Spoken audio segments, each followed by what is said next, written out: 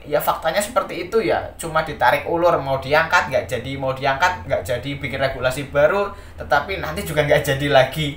Tapi kita doakan semoga dengan adanya undang-undang ASN yang baru ini, pemerintah dan juga DPR benar-benar berkomitmen ingin menyelesaikan permasalahan honorer ya. Assalamualaikum warahmatullahi wabarakatuh, kembali lagi di channel Marsha Subiakto.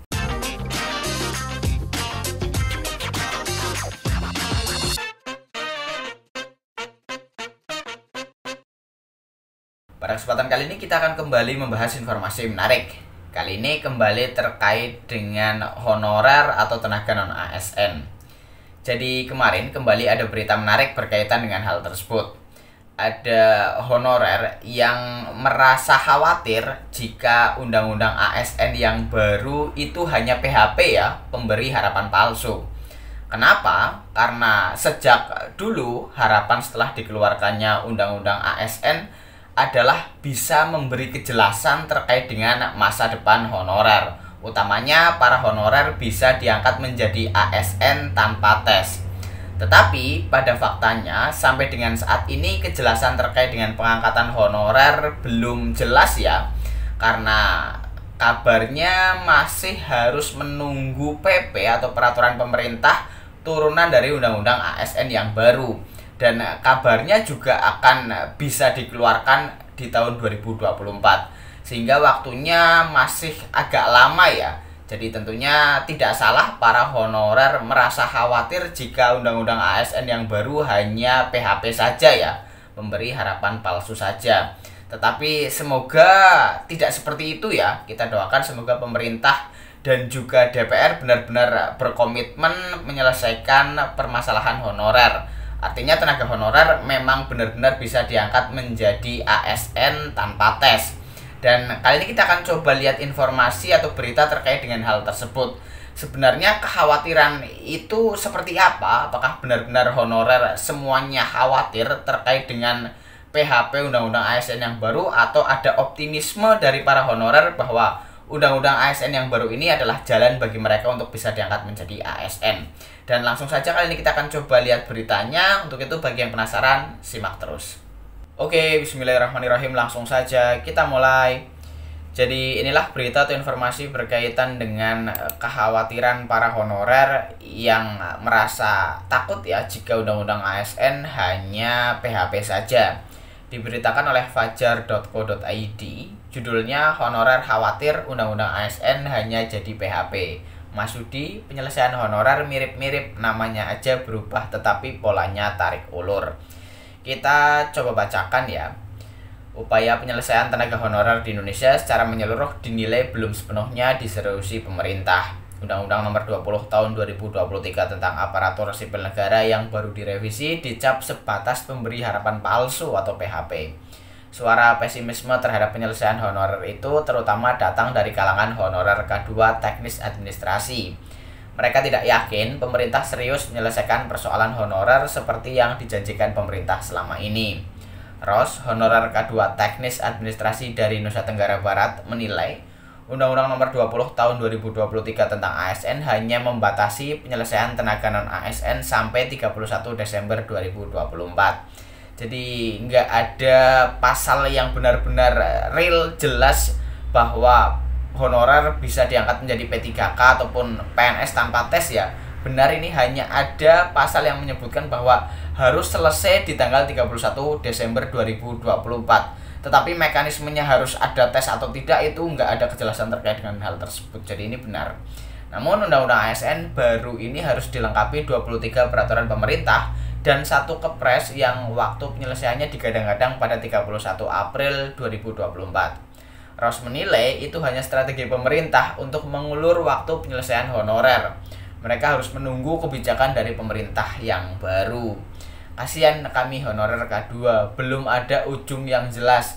Lahirnya Undang-Undang ASN baru ini malah bikin kami merasa seperti di PHP, kata Ros kepada cpnn.com Minggu 19 November 2023. Dia mengungkapkan honorer K2 sudah kenyang dengan semuanya itu karena puluhan tahun dikasih makan janji.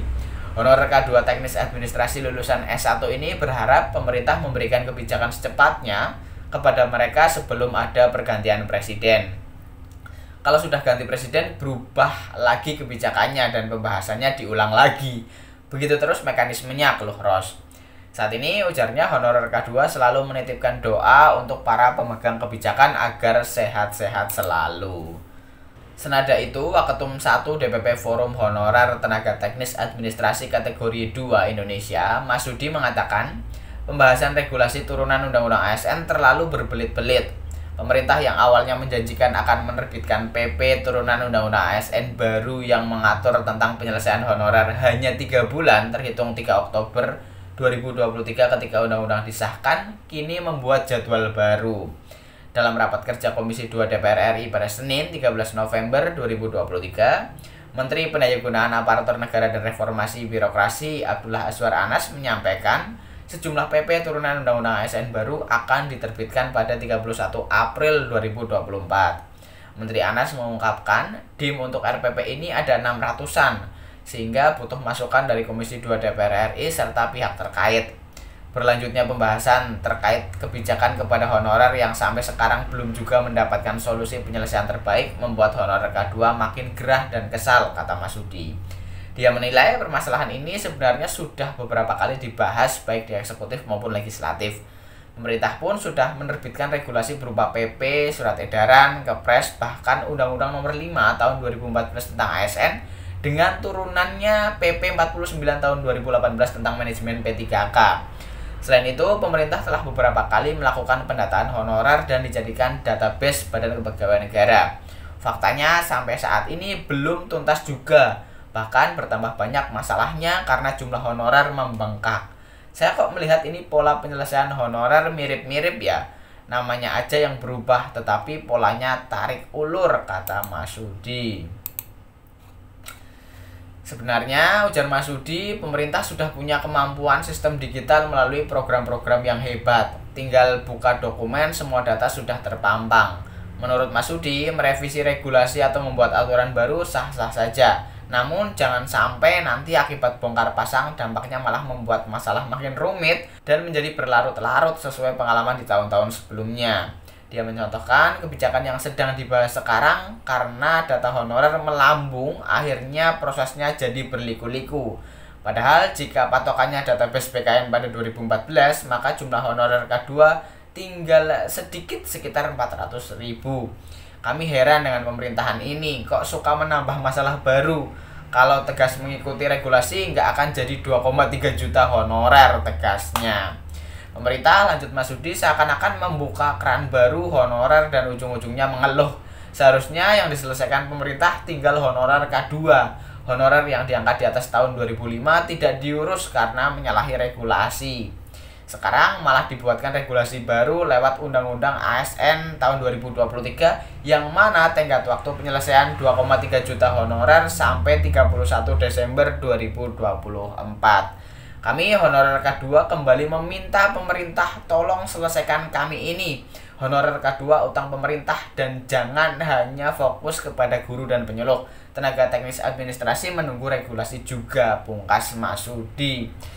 Jadi itulah berita atau informasi berkaitan dengan honorer yang takut di PHP ya dengan adanya undang-undang ASN yang baru. Dan ini benar-benar runtut semua ceritanya ya. Benar-benar memang mungkin ya faktanya seperti itu ya. Cuma ditarik ulur, mau diangkat nggak jadi, mau diangkat nggak jadi, bikin regulasi baru tetapi nanti juga nggak jadi lagi. Tapi kita doakan semoga dengan adanya undang-undang ASN yang baru ini pemerintah dan juga DPR benar-benar berkomitmen ingin menyelesaikan permasalahan honorer ya. Terutama tadi honorer K2 yang memang sudah diangkat sebelum tahun 2005. Jadi kita doakan semoga ke depan ada regulasi yang benar-benar bisa dieksekusi, regulasi yang benar-benar real untuk menyelesaikan permasalahan honorer. Jadi mungkin itu informasi yang bisa disampaikan pada kesempatan kali ini. Jika ada tanggapan atau pertanyaan silahkan tinggalkan di kolom komentar. Terima kasih, mohon maaf bila ada kesalahan. Wassalamualaikum warahmatullahi wabarakatuh.